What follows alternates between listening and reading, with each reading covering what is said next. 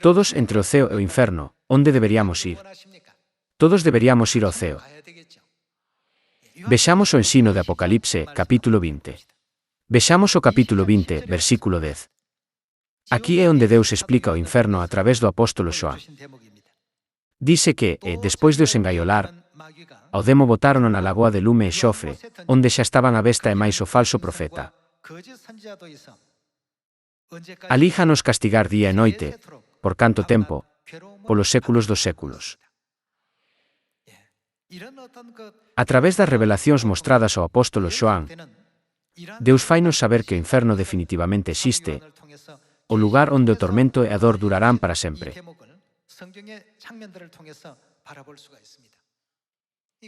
Deus deunos a coñecer non só a existencia do inferno, senón tamén a existencia do ceo a través das revelacións dadas ao apóstolo Xoán. Para que poidamos tomar a dirección correcta da fe, primeiro debemos comprender que existen o ceo e o inferno. Vexamos o ensino de Apocalipse, capítulo 22, versículo 1. Está escrito que, daquela mostroume un río de auga vivificadora, clara como un cristal, que saía do trono de Deus e do año. Contra do medio da rúa principal da cidade, a unha e outra beira do río, había unha árbore da vida, que dá 12 colleitas por ano, unha cada mes, e os froitos e as follas destas árbores son boas para curar as nacións. Alí ende xamais non haberá nada maldito. Nela estará o trono de Deus e máis do año, e será ali onde os seus servidores o servirán. Verano cara a cara, e levarán o seu nome escrito na fronte. Alí ende xamais non haberá noite nin precisarán da luz da lámpada nin da luz do sol, porque o Señor Deus será a luz que os alume, e eles serán reis polos séculos dos séculos. Un rei pode facer calquera cousa. Pode obter calquera cousa que desexe simplemente dando unha orde. A Biblia di que Deus nos fará reinar como reis para sempre. Deus promete que viviremos unha vida na que se nos concederá todo o que desexemos.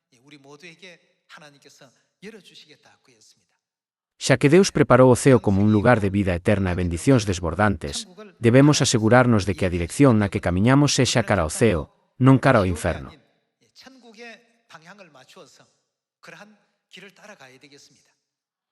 Non obstante, moita xente do mundo non coñece a dirección cara ao ceo, nin sabe como entrar nel.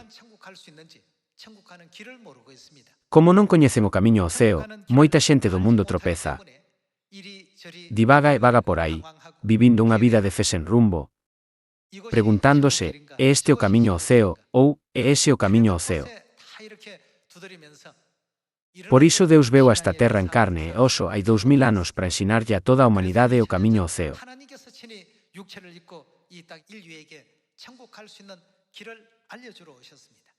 Vexamos o capítulo 21, versículo 4. Está escrito que enxugará todas as bágoas dos seus ollos, e a morte xa non existirá máis. Nin haberá máis loito nin pranto nin dor, porque as primeiras cousas pasaron xa.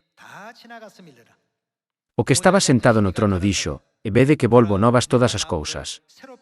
E mandóuseme, escribe, porque estas palabras merecen fe e din a verdade. E seguiu dicindo, xa están renovadas, eu son o alfa e o omega, o principio e a fin. A quen teña sede, elle dar de beber gratis auga das fontes da vida. O vencedor será herdeiro de todo isto. Eu serei para el o seu Deus e el será para min o meu fillo.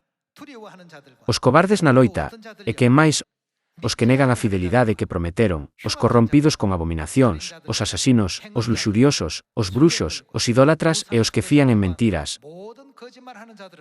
aonde irán todos eles? Terán por lote a lagoa de xofre ardendo, que é a morte segunda.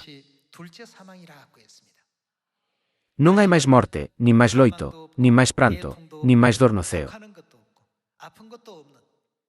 Isto non significa que non haxa nada no ceo, pero sí que hai alegría, prazer e felicidade eternos, non si. En Apocalipse, capítulo 21, Deus permitiulle ao apóstolo Xoán rexistrar a súa promesa de que nos concedería ese lugar. Este é o lugar onde imos todos. Polo tanto, non nos conformemos coa autocomplacencia que nos dá Satán, mesmo cando afrontemos persecución e dificultades durante a nosa vida.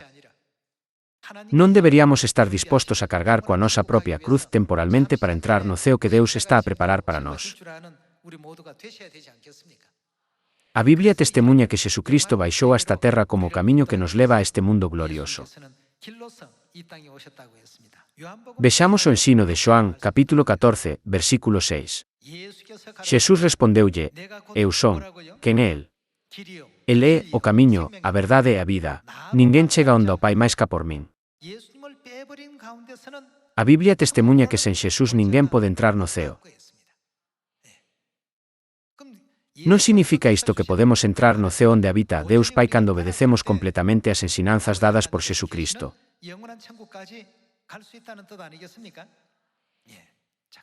Vexamos outro versículo relativo ao ceo en Apocalipse, capítulo 22. Vexamos o capítulo 22, versículo 10. E díxome: non gardes en secreto a mensaxe profética deste libro, que o intre do seu cumprimento está a chegar. Quen fai mal, que o siga facendo; o que é impuro, que siga na impureza; o que é honrado, que siga actuando honradamente; o de conciencia limpa, que a siga mantendo limpa. Mira que vou chegar axiña e traio comigo a miña paga, para lle pagar a cada un conforme o seu traballo. Eu son o Alfa e o Omega, o primeiro e o último, o principio e a fin. Veni aos que teñen lavada a súa roupa, para teren dereito á árbore da vida e a entraren polas portas da cidade. Fora quedarán os cans, os bruxos, os luxuriosos, os asasinos, os idólatras, e todo o que é amigo das mentiras e fai trampas. Noutras palabras, non poden entrar polas portas no reino dos ceos. Podemos entender a través do versículo 12 que Deus trará xuízo segundo as nosas obras. Deus di: velaquí, veño axiña. A miña recompensa está comigo e darei a cada un segundo que faga. Cal será a base do noso xuízo? Seremos xulgados segundo o que fixemos. Cando botamos unha ollada a estas palabras, non podemos evitar pensar na importancia que ten o tempo presente na nosa vida de fe. Algunhas persoas comprometen esta incrible oportunidade do tempo dado por Deus cos praceres do mundo. Hai dúas direccións entre as que podemos escoller. Unha dirección chámase mundo e a outra dirección chámase ceo. Todos os membros da familia de Sion que se reuniron hoxe aquí son aqueles que escolleron a dirección correcta. Espero que todos vos sigades camiñando nesta dirección ata chegar ao reino eterno dos ceos.